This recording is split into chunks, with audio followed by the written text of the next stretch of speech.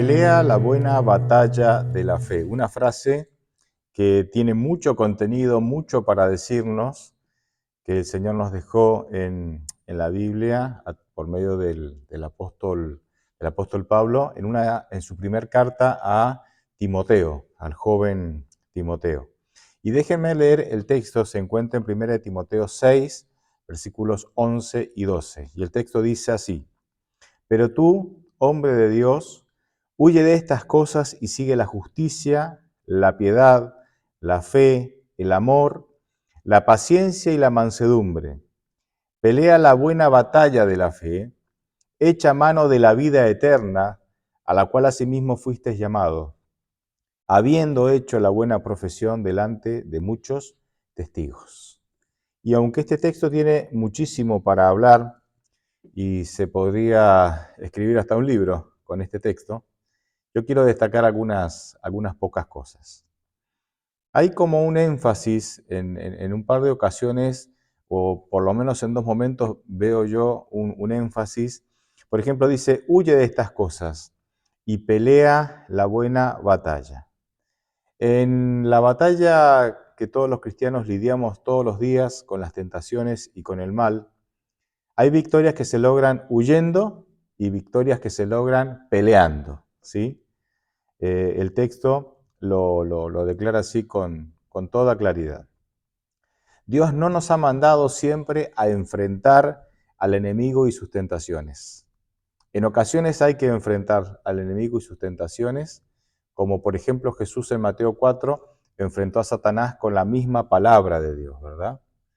Sin embargo, en otras ocasiones, la victoria se alcanza no enfrentando, sino huyendo, ¿sí? Y no es de cobardes esto, en ocasiones no es de cobarde, ¿no? Por ejemplo, en 2 de Timoteo 2, versículo 22, Dios, por medio de Pablo, le da un consejo a Timoteo y le dice, huye también de las pasiones juveniles. O sea, en ocasiones, la mejor manera de ganar la batalla es huyendo, ¿no? No siempre tenemos que enfrentar. En ocasiones sí, y necesitaremos fe y confianza en Dios y en su palabra para salir adelante, pero en ocasiones lo más sabio es no enfrentar, sino huir, como en el caso que leímos recién, donde Dios le dice a Timoteo, huye de las pasiones juveniles, ¿no? Entre otras cosas. Bien, pero como dijimos recién, en ocasiones hay que pelear, ¿sí? Hay que pelear. La batalla se obtiene en ocasiones peleando. Y eso es muy interesante esta frase, ¿no? Pelea la buena batalla de la fe. Pelea la buena batalla de la fe. Y acá hay como un énfasis, ¿no? Creo que este es recién mencioné uno, creo que este es el segundo. El énfasis de pelea y batalla, ¿sí? Hay como un énfasis en la misma dirección. Creo yo que pelea, de alguna manera, va en dirección al momento puntual en donde uno enfrenta, ¿sí? Enfrenta una tentación, un pecado, enfrenta, ¿sí? al enemigo que nos quiere desviar del camino de Dios. Y batalla hace alusión al proceso. La vida es una batalla. La vida es una batalla. Y será una batalla entre el bien y el mal que quiere dominar nuestra vida, ¿verdad? Y pelearemos esta batalla hasta, bueno, hasta que Cristo venga o hasta que vayamos al descanso de la muerte, ¿no? Pero la palabra clave es fe. Pelea la buena batalla de la fe. Y pelear la buena batalla de la fe, podríamos también, para que se entienda mejor, mencionarlo con la palabra, reemplazando la palabra fe por confianza. Pelea la buena batalla de la confianza, porque fe es confiar en Dios, en sus caminos, en su palabra y en sus propósitos. Como les decía entonces, nosotros todos los días creo que tenemos que enfrentar o pelear la batalla de la fe o la batalla de la confianza. Hay algunos textos bíblicos que me ayudan a entender qué es esto de pelearla todos los días de manera cotidiana, la batalla de la confianza. Eva perdió la batalla de la confianza confiando más en el discurso de la serpiente que en el discurso o en la palabra de Dios. Fue una cuestión de confianza. Depositó más fe y confianza en el discurso de la serpiente que en la palabra de Dios. Pedro también perdió la batalla de la confianza o la batalla de la fe cuando en Mateo 14 él acepta la invitación de Jesús de caminar sobre las aguas, pero después comienza a hundirse. Y Jesús lo rescata, obviamente, y le dice cuál fue la causa de por qué él se hundió. Y le dice, hombre de poca fe. Es decir, Pedro perdió la confianza en las palabras de Jesús, a través de las cuales él lo había invitado a caminar sobre el agua. Perdió la confianza en las palabras de Jesús y comenzó a hundirse, ¿sí? Somos invitados también a pelear la batalla de la confianza, la batalla de la fe todos los días, confiando en que el Señor, como dice en Mateo 6, nos sustentará, nos dará todo lo que necesitamos. Ahí dice, si yo cuido a los pájaros, ¿sí? Que no ciegan, o sea, que no cosechan, ni guardan en granero, y guardan el grano en graneros, ¿sí? En galpones, y los alimento, ¿cómo no nos cuidará de ustedes, que son más importantes que los pájaros? Todos los días peleamos la batalla de la confianza al depositar en la fe y la confianza en Dios, en que Él nos cuidará y Él nos sustentará. Y en un mundo lleno de inseguridades, como la sociedad en que vivimos, Dios ha prometido protegernos, como protegió a los discípulos de la tempestad que amenazaba con hundir el barco, como vemos en el episodio que se registra ahí en Mateo capítulo 8. O sea, hay una batalla, batallamos con nosotros mismos por decidir confiar en Dios para que Él nos sustente, para que Él nos cuide, para que Él nos dé lo necesario para enfrentar el mal y las tentaciones de todos los días. Santiago nos anima a vivir por medio de la fe, por medio de la confianza en Dios, cuando en el capítulo 1 de su libro, versículos 6 al 8, dice: pero tienen que pedir con fe, sin dudar en nada, porque el que duda es como la ola del mar, que el viento lleva de un lado a otro. Quien es así, no crea que va a recibir nada del Señor, porque hoy piensa una cosa y mañana otra, y no es constante en su conducta. ¿Cuál es la mayor batalla que nosotros tenemos que librar? ¿Cuál es la mayor batalla que nosotros tenemos que librar? Obviamente son muchas las batallas que libraremos. La batalla, repito, con nosotros mismos, en decidir confiar en Dios, en lugar de decidir confiar en nosotros mismos, en nuestras propias fuerzas y en nuestros propios recursos para resolver las cosas, ¿sí? Que si lo hacemos así, si confiamos en nosotros mismos, el fruto siempre es la ansiedad, la angustia y el desánimo. ¿Cuál es la mayor batalla que Dios nos propone, o Dios nos advierte, o Dios nos invita a pelear, pero nos advierte que es la mayor y más difícil batalla? Para mí está en Lucas, se registra en Lucas 14 del 25 al 27, aunque si ustedes después pueden leer también el versículo 33 que va en esta misma dirección.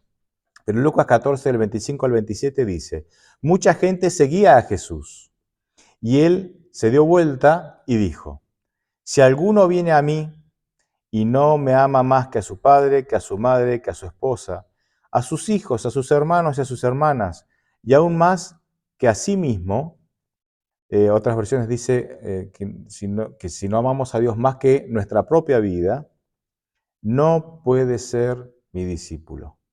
Y el que no toma su propia cruz y me sigue, no puede ser mi discípulo. Interesante. ¿Cuál es la mayor batalla que nosotros tenemos que pelear? La batalla con nosotros mismos. La batalla de negarnos a nosotros mismos para aceptar a Dios como nuestro Padre y como nuestro Dios, como nuestro gobernante, como nuestro Salvador, y aceptar sus caminos, sus propósitos, y aceptar las propuestas que el Señor nos hace. Y para eso negarnos a nosotros mismos en el sentido de dejar nuestros sueños, nuestra opinión, nuestros caminos, para poder aceptar los caminos de Dios. Esa es la gran lucha que tenemos. Porque obviamente nuestra opinión es nuestra, nuestros caminos son nuestros, son propios y son muy valiosos para nosotros. Pero la gran lucha que enfrentamos es esa: negarnos a nosotros mismos, abandonar nuestros caminos para aceptar la propuesta de Dios. Y quiero compartir dos citas No suelo leer citas, pero estas son excelentes y muy claras y quiero compartirlas con ustedes porque van a ser de gran bendición. La primera dice, la vida cristiana es una lucha y una marcha, pero la victoria que hemos de ganar no se obtiene por el poder humano. El terreno del corazón es el campo del conflicto. La batalla que hemos de reñir, la mayor que hayan peleado los hombres y las mujeres, es la rendición del yo a la voluntad de Dios, el sometimiento del corazón a la soberanía del amor. Me gusta esta frase, someternos a la soberanía ¿de quién? Del amor, porque 1 de Juan 4:8 dice que Dios es amor. Es necesario renunciar a las tendencias hereditarias, a las costumbres anteriores.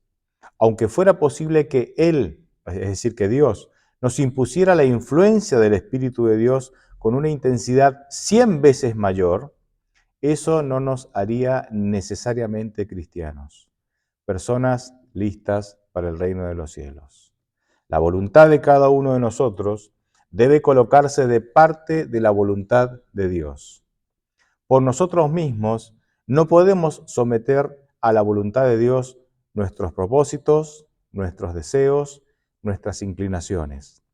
Pero si estamos dispuestos a someter nuestra voluntad a la suya, Dios cumplirá la tarea por nosotros, aún refutando argumentos y toda altivez que se levanta contra el conocimiento de Dios y llevando cautivo todo pensamiento a la obediencia de Cristo. Está citando aquí 2 Corintios 10, del 5 al 7, y la cita está en el libro El Discurso Maestro de Jesucristo, página 119. Me encanta esta declaración honesta, totalmente honesta, que dice que por nosotros mismos no podemos someter a la voluntad de Dios nuestros propósitos, nuestros deseos e inclinaciones, pero sí podemos someter nuestra voluntad a la suya. Fíjense, hay una imposibilidad de parte nuestra de someter a Dios nuestras inclinaciones, nuestros propósitos. De alguna manera nos es imposible, los tenemos como muy arraigados, ¿sí?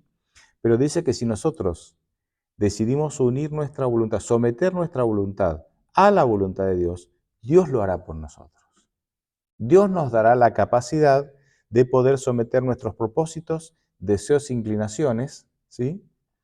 Bajo su poder, bajo su autoridad, y entonces ya no somos esclavos de nuestros propósitos, deseos, inclinaciones, heredados y cultivados durante la vida. Excelente, excelente, me encantó, porque no estamos solos en esta lucha de entregarnos a Dios.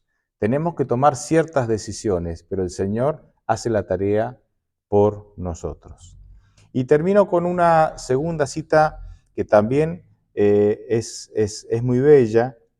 Dice, en el ejercicio fervoroso y decidido, como fieles soldados y obedeciendo la orden del gran capitán de nuestra salvación, es decir, Jesús, hay gozo genuino tal como el que no se puede obtener en ningún otro empleo. En el ejercicio fervoroso y decidido, dice, obedeciendo a Jesús, hay un gozo que no se puede obtener haciendo ninguna otra cosa. La paz de Cristo estará en el corazón del soldado fiel. Hay descanso para quien lleva el yugo de Jesús y levanta las cargas de Cristo. Parece una contradicción decir que no hay descanso, excepto para el que se encuentra en el servicio continuo y consagrado. Esto es verdad, sí, la contradicción es correcta. Dice, la felicidad proviene de un servicio dispuesto y obediente, donde todos los poderes de nuestro ser se mueven en una feliz, saludable y armoniosa acción en obediencia a las órdenes de nuestro capitán. Cuando mayor sea la responsabilidad asignada a los soldados de Cristo, más se gozará en el amor del Salvador y su aprobación. El creyente encuentra libertad en la realización de las tareas más pesadas y difíciles. Destaco algunas palabras. Fíjense que habla de gozo, habla de paz, habla de descanso, habla de libertad ¿Cuándo obtenemos estos dones preciosos? Habla de felicidad. ¿Cuándo obtenemos estos preciosos dones que los necesitamos desesperadamente? Cuando seguimos el camino que Jesús nos ha marcado y dedicamos nuestra vida a servirle. Increíble. Este es el ideal de la experiencia que Dios quiere con nosotros. Y este ideal está en perfecta concordancia con las Escrituras, porque Dios mismo en 1 de Juan 5:4 dice, porque todo lo que es nacido de Dios vence al mundo. Y esta es la victoria que ha vencido al mundo, nuestra fe, nuestra confianza en Dios. Podemos enfrentar el mundo, podemos enfrentar al enemigo de Dios con las tentaciones, con las luchas diarias, con las propuestas a través de las cuales nos tienta para desviarnos de Dios, por medio de la fe y de la confianza que nosotros tenemos en Dios, en su poder, en sus promesas, pero por sobre todo en su amor. Porque Dios nunca nos dejará solos, ni aun en medio de nuestros errores nos dejará solos. Tenemos muchísimos ejemplos en la Biblia en donde Él nos demuestra que jamás deja solos ni siquiera a aquellos que se equivocan y que se equivocan con premeditación. Entonces, los invito a que podamos pelear la buena batalla de la fe, que no es otra cosa que pelear, que luchar con nosotros mismos por decidir confiar en Dios, confiar en su palabra, confiar en sus planes y sus propósitos para nuestra vida y rendirnos a Él, a su dirección, a su amor, a su gobierno, para gastar nuestra vida a su servicio.